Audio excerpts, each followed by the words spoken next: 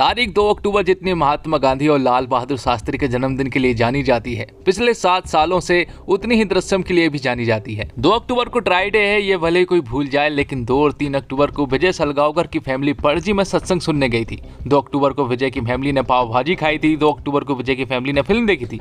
ये कोई नहीं भूल सकता। तो दोस्तों, इंडस्ट्री में शायद ही किसी फिल्म के सीक्वल को लेकर फैंस के बीच इतनी हाइप क्रिएट होगी। बाहुबली के बाद जो पागलपन बाहुबली 2 को लेकर था, ठीक वही दीवानगी अजय देवगन की फिल्म दृश्यम के प्रति फैंस में दिखती हुई नजर आ रही है। तो एक्सप्लेनेशन शुरू करते हैं, और अगर वीडियो अच्छा लगे तो वीडियो को लाइक जरूर कीजिएगा, और इसी तरह की वीडियोस पाने के लिए आप हमारे इस चैनल को सब्सक्राइब भी कीजिएगा, ताकि आपको इसी तरह के लेटेस्ट और फ्रेश कंटेंट मिलते रहे। तो फिल्म की शुरुआत होती है डेविड नाम के एक आदमी से, जो कि एक आदमी को ड्रग्स देने के लिए जाता है, और जब डेविड उस आदमी को ड्रग्स दे देता है तो वो आदमी डेविड को बदले में पैसे नहीं देता है, जिसके कारण उन दोनों के बीच में झड़प होने लगती है, और इसी झड़प में डेविड से गलती से गोली चल जाती है और वो आदमी मारा जाता है। लेकिन तभी यहाँ पर पुलिस आ जाती है, और पुलिस ने डेविड को उस आदमी को मारते हुए देख लिया था, और डेविड जब उन्हें देखता है तो तुरंत ही वो जंगलों की ओर भागने लगता है। पुलिस वाले भी उसका पीछा कर रहे होते हैं, जिसके बाद डेविड पुलिस स्टेशन के पास रुकता है, जहां पर वो विजय को पुलिस स्टेशन से फावड़ा लेकर बाहर निकलता हुआ देखता है। और आज का दिन 2 अक्टूबर 2014 का दिन है, मतलब कि आज के ही दिन सैम की बॉडी को पुलिस स्टेशन के अंदर दफनाया गया था। लेकिन ये रहस्य सिर्फ विजय को ही मालूम है, लेकिन अब हमें पता चलता है कि ये रहस्य अब डेविड को भी मालूम है। जिसके बाद डेविड दौड़ता हुआ अपने घर पहुंचता है, लेकिन उसे नहीं मालूम था कि उसके पीछे अभी भी पुलिस लगी हुई है। पुलिस वाले डेविड को अरेस्ट कर लेते हैं, जिसके बाद कहानी 7 साल आगे पहुंच जाती है, जहां पर हमें विजय की पूरी फैमिली को दिखाया जाता है। यहाँ पर विजय की फैमिली अभी भी उस हादसे से उभरने की कोशिश कर रही है, जबकि उस बात को 7 साल हो चुके हैं। लेकिन विजय की फैमिली को अभी भी डर है कि सैम की बॉडी पुलिस वालों को मिल ना जाए, क्योंकि पुलिस वाले अक्सर सैम की बॉडी ढूंढने के लिए जहाँ तहाँ खुदाई करते रहते हैं, और इन्हीं सब को लेकर अंजू को भी बुरे सपने आते रहते हैं, इसलिए उसे हर कभी दोहरा पड़ता रहता है। तो विजय का परिवार आज भी सहमा हुआ है और सोसाइटी से कट ऑफ है। हाँ, विजय इस बीच केबल ऑपरेटर से एक थिएटर का मालिक बन चुका है। फिल्म का शौकीन विजय फिल्म प्रोड्यूस करना चाहता है, और कहानी को लेकर उसकी मुलाकात एक जाने माने डायरेक्टर से होती है, और विजय ने अपनी फिल्म की कहानी भी खुद ने ही लिखी है। हालांकि विजय अपनी फिल्म की लिखी कहानी के क्लाइमैक्स से खुश नहीं है, इसलिए वो डायरेक्टर से मिलने के लिए आया था और क्लाइमैक्स के बारे में डिस्कस कर रहा था।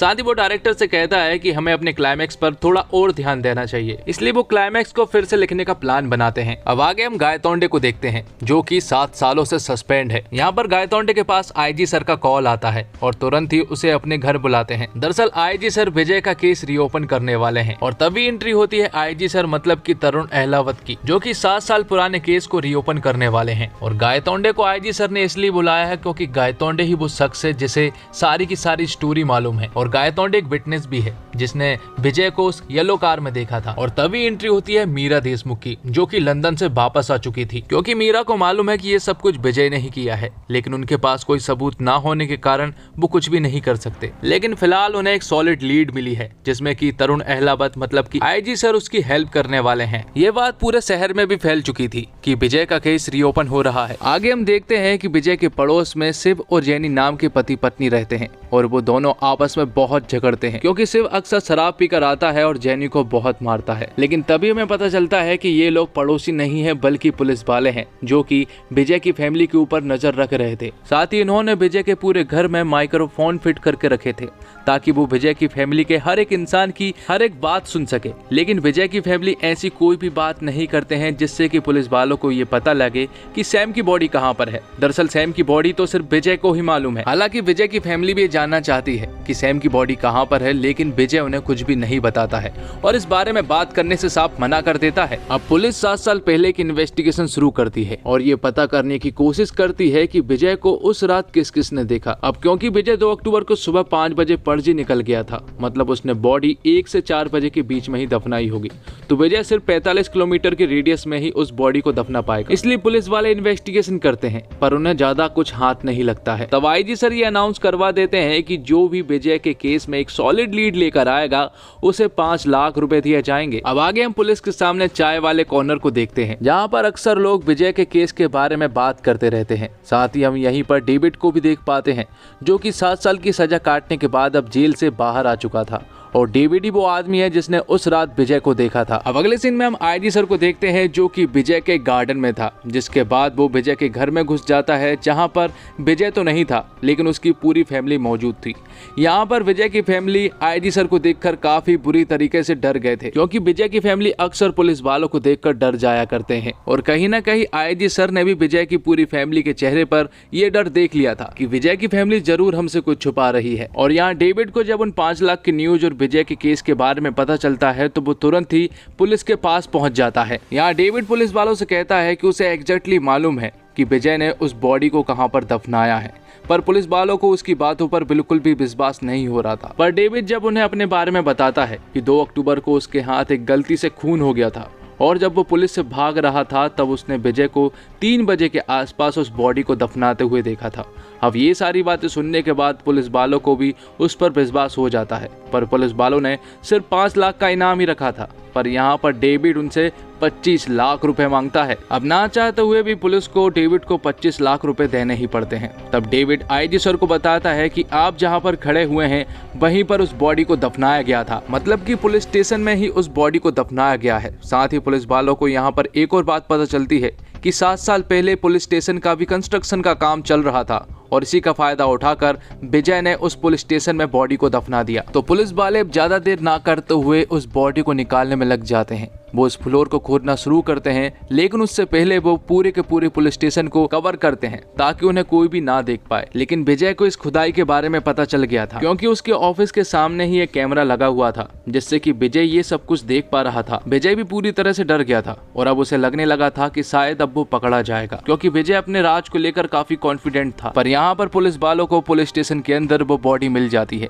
अब क्योंकि 7 साल हो चुके थे इसलिए उस बॉडी के स्केलेटन ही उन्हें मिल पाते हैं और पुलिस वालों को कोर्ट से 8 घंटे की पूछताछ के लिए ऑर्डर भी मिलते हैं, जिसके अगले ही दिन वो लोग विजय की पूरी फैमिली से पूछताछ करने में लग जाते हैं, जहां पर आईजी सर और मीरा देशमुख दोनों ही मौजूद थे। आईजी सर यहां पर विजय को सारी बातें बताते हैं कि उस रात डेविड नाम के एक आदमी ने तुम्हें वहां पर देखा था, लेकिन यहाँ पर विजय साफ मना कर देता है। वो कहता है कि उसने या तो किसी और को देखा होगा या फिर वो आदमी झूठ बोल रहा है। आईजी सर यहाँ पर काफी सारे सवाल पूछते हैं, लेकिन विजय अपने बयान पर अड़ा हुआ था। अब क्योंकि विजय नहीं मान रहा था इसलिए आईजी सर दूसरी तरह की तरकीब अपनाते हैं और वो लोग विजय की पूरी फैमिली को एक दूसरे कमरे में ले जाकर मारने लगते हैं। अब गायतोंडे विजय की फैमिली को मारना शुरू करता है और मीरा देशमुख भी यहाँ पर बैठी हुई थी। विजय उन्हें सामने वाले रूम से देख पा रहा था और जब वो उन्हें मार रहा था तो आईजी सर से वो उन्हें रोकने को कहता है, लेकिन आईजी सर यहाँ पर कुछ भी नहीं बोलते हैं, क्योंकि उन्हें मालूम है कि विजय का किस तरह से मुंह खुल सकता है और आखिर में आईजी सर की ही जीत होती है, क्योंकि विजय कह देता है कि वो सब कुछ बताने के लिए तैयार हो गया है। तब विजय का कन्फेशन रिकॉर्ड किया जाता है, जिसमें कि विजय उन्हें बताता है कि 2 अक्टूबर की रात को वो अपने ऑफिस में था जहां पर वो शराब पी रहा था और शराब पीने के बाद जब वो अपने घर गया तो घर पर उसने देखा कि उसके घर का दरवाजा खुला हुआ है और जब वो अंदर घुसता है तो उसके ऊपर अचानक से किसी आदमी ने अटैक कर दिया। तब हमारे बीच झड़प होती है और इसी झड़प में एक सरिये से उसके सर पर वार हो गया, जिससे कि उसकी मौत हो गई। जिसके बाद वो बताता है कि जब उसने उस आदमी को मार दिया था तो उसने उसकी बॉडी को चुपचाप ही पुलिस स्टेशन में दफना दिया, जिसके बारे में उसकी फैमिली को भी कुछ नहीं मालूम है। अब क्योंकि विजय पकड़ा गया था इसलिए उसने सारा का सारा इल्जाम अपने ऊपर ले लिया ताकि उसकी फैमिली बची रहे। कन्फेशन के बाद विजय अपने घर जाता है, जहाँ पर विजय की फैमिली पूरी तरह से दुखी थी, क्योंकि उनका इल्जाम विजय ने अपने सर ले लिया था। अब अगले ही दिन विजय को कोर्ट ले जाया जाता है, जहां पर आज पुलिस वालों को विजय की पूरी तरह से जुडिशियल कस्टडी मिलने वाली थी, इसलिए गायतोंडे विजय को अपने घर से ले जाकर कोर्ट ले जाने लगता है। और यहाँ पर आईजी सर खुश हो रहे होते हैं, क्योंकि उन्हें ऐसा लग रहा था कि उन्होंने विजय के इस केस को सॉल्व कर दिया है। यहीं पर मीरा देशमुख भी मौजूद थी और तभी यहाँ पर एक आदमी आता है जो कि आईजी सर से विजय के बारे में कुछ इंपॉर्टेंट बात करना चाह रहा था, और ये आदमी कोई और नहीं बल्कि विजय की फिल्म का डायरेक्टर होता है, जो कि उन लोगों से कहता है कि शायद विजय को पहचानने में मुझे बहुत बड़ी भूल हो गई है। वो बताता है कि उसकी मुलाकात विजय से 2016 में हुई थी, जहाँ पर वो एक फिल्म बनाने के बारे में मुझसे बात कर रहा था। उसने कहा था कि वो इस फिल्म को प्रोड्यूस करेगा, साथ ही इस फिल्म की स्टोरी भी लिखेगा, तब उन्होंने तय किया कि इस फिल्म की स्टोरी वो दोनों मिलकर लिखेंगे। फिल्म की स्टोरी ऑलमोस्ट कंप्लीट थी, लेकिन वो क्लाइमैक्स में जाकर अटक जाते हैं। सबसे पहले तो डायरेक्टर आईजी और मीरा को उनकी लिखी हुई स्टोरी सुनाता है, और दरअसल वो स्टोरी विजय की एक बायोपिक है। उन्होंने सैम के साथ जो भी किया और इस केस में जो कुछ भी हुआ वो सब कुछ विजय ने उस स्टोरी में लिखा था। और अब क्योंकि विजय को इस स्टोरी के कॉपीराइट का डर था, इसलिए उसने एक पुस्तक भी पब्लिश करवा दी थी, और डायरेक्टर उन्हें यही बातें बताने आया था कि वो बुक मेरे नाम से पब्लिश हुई है। अब आगे यहाँ पर डायरेक्टर कुछ बता पाता तभी गायतोंडे का आईजी सर के पास कॉल आता है, और यहाँ पर उन्हें पता चलता है कि कोर्ट में बाजी पलट चुकी है। दरअसल जब कोर्ट में कन्फेशन चलाया जा रहा था और जब विजय से पूछा जाता कि क्या ये सच है, तो विजय ने साफ मना कर दिया था। विजय ने कोर्ट में बताया कि पुलिस वालों ने जोर जबरदस्ती करके ये कन्फेशन उससे रिकॉर्ड करवाया है। साथ ही विजय की वकील जज साहब से कहती है कि पुलिस वालों की ये सोची समझी चाल है, क्योंकि जो कुछ भी कन्फेस करवाया गया है वो सब कुछ एक नॉवल से उठाया गया है। और उसे पढ़ने के बाद जज साहब को भी विश्वास हो जाता है कि ये सब कुछ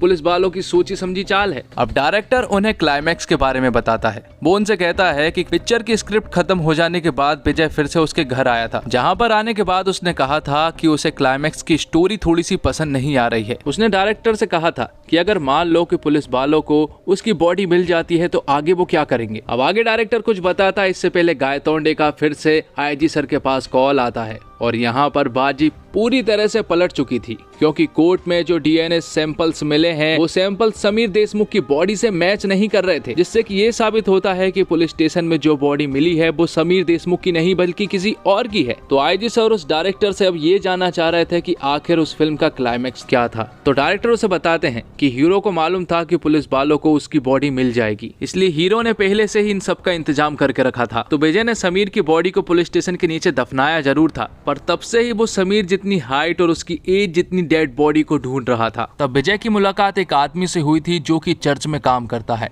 और उसी के बाजू में लोगों को दफनाया भी जाता है, और वहीं पर विजय की ये तलाश खत्म हुई थी। विजय ने उस चर्च वाले आदमी की पैसों से मदद की, जिसके बदले में उसने उस लड़के के स्केलेटन विजय को दे दिए। अब ये स्केलेटन सिर्फ बदलने थे, और जहाँ पर डीएनए के स्केलेटन की रिपोर्ट चेक किए जाते हैं वो दिन में किए जाते हैं। तो विजय मौके का फायदा उठाकर समीर देशमुख के स्केलेटन को बदल देता है, और समीर देशमुख के स्केलेटन को वो डिस्ट्रॉय भी कर देता है। तो विजय के खिलाफ अब कोई भी सबूत नहीं थे, इसलिए कोर्ट विजय को बाइज्जत बरी कर देती है, और एक बार फिर से विजय की जीत होती है। तो दोस्तों, बॉलीवुड के लिए मुनाफे के लिहाज से यह साल उतना बेहतरीन नहीं रहा। इक्का दुक्के फिल्मों को अगर छोड़ दिया जाए तो ज्यादातर फिल्में बिग बजट और बड़ी स्टार कास्ट के बावजूद बॉक्स ऑफिस पर कोई खास असर नहीं कर पाई है। लेकिन वो कहते हैं ना, अंत भला तो सब भला। गुजरते इस साल में शायद दृश्यम 2 कोई कमाल कर दे। हालांकि क्रिटिक्स की ओर से तो इस फिल्म के लिए काफी बढ़िया रिव्यूज आ रहे हैं, और दृश्यम को पसंद करने वालों को इस मूवी से काफी उम्मीदें हैं। ऐसे में बिना ज्यादा दिमाग लगाए जो इस सीक्वल को देखना चाहेंगे, उनको इस मूवी में वाकई एक सच्ची थ्रिलर मूवी जैसा आनंद आने वाला है। लेकिन जो किसी ने लेखक और डायरेक्टर के बिछाए जाल में कमियां ढूंढने की कोशिश की तो ये मूवी आपको कमजोर लग सकती है, पर मेरे हिसाब से तो ऐसे कम ही लोग होंगे। दर्शकों को तो ये मूवी बहुत ज्यादा पसंद आ रही है, और किसी सफल फिल्म का सीक्वल बनाना आसान नहीं, बहुत कठिन और चुनौतीपूर्ण काम माना जाता है। जब एक सफल ब्रांड को आगे ले जाना होता है तब पता होता है कि दर्शक पहली फिल्म के पात्रों से परिचित है, वह अपने दिमाग में कुछ खास बात रखकर सीक्वल देखने आते हैं। सबसे बड़ी समस्या यह होती है कि सीक्वल के समय पात्रों को सीमित दायरे में ही रखना होता है। पहली फिल्म में जो कैरेक्टर्स रहे हैं उससे अलग नहीं जा सकते। इस दायरे को रखकर कुछ नया लिखना काफी कठिन होता है। यही वजह है कि फिल्म के निर्देशक ने कई सालों तक दृश्यम फिल्म के सीक्वल बनाने के आइडिया का विरोध किया था। बस स्क्रिप्ट के इंतजार में थे जो पहली फिल्म के साथ न्याय कर सके। 7 साल बाद उनका इंतजार खत्म हुआ, और फिल्म का फर्स्ट हाफ में कहानी को बिल्डअप करने में थोड़ा ज्यादा समय ले लिया गया है। कहानी सेकंड हाफ से भागती है और रोमांच को भी दुगना कर जाती है। फिल्म का आखिरी 1 घंटा फिल्म की जान है, और क्लाइमैक्स फिल्म का एक अलग ही लेवल पर ले जाती है। विजय फिल्मों का शौकीन है, और खुद को बचाने के लिए वह फिल्मों का ही सहारा लेता आया है। इस बार भी उसकी कहानी में फिल्म है, स्क्रीन प्ले में सब कुछ बढ़िया है। ऐसा भी नहीं है कुछ बात खटकती भी है, जैसे फॉरेंसिक डिपार्टमेंट में सीसीटीवी का ना होना।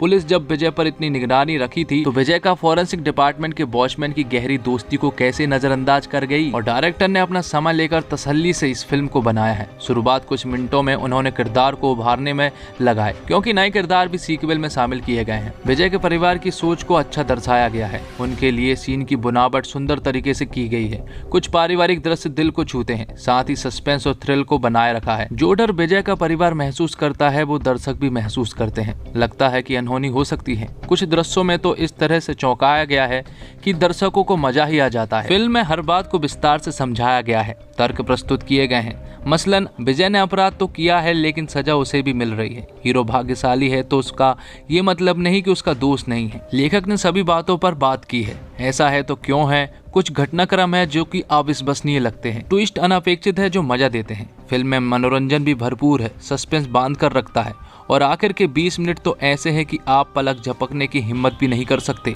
निर्देशक ने प्रभावित किया है। उन्होंने दृश्यों को गहराई के साथ पेश किया है। कुछ लंबे दृश्य की कहानी में फिट नहीं लगते लेकिन क्लाइमैक्स में पता चलता है कि कितने महत्वपूर्ण दृश्य थे। और अभिषेक पाठक के डायरेक्शन की बात करें तो उनके सामने पहले से एक नजीर थी। उन्होंने उसी को रियलाइजेशन फॉलो किया, पर इसके लिए अनुशासन चाहिए जो अभिषेक में दिखता है।